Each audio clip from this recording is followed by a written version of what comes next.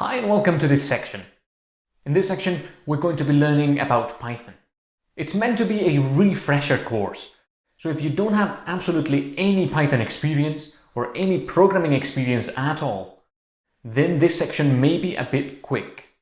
It may go through concepts a bit too quickly. And if that's the case, I would recommend taking a beginner Python course first. Now, if you have any programming experience or if you have any Python experience, this section I think will be perfect for you because we're going to be going over stuff quickly, but everything, I hope, will be clear and concise. That means it's not going to take very long, but you'll end the section knowing essentially everything you need to know about Python. And once you've got that, it means that programming REST APIs is going to be really easy.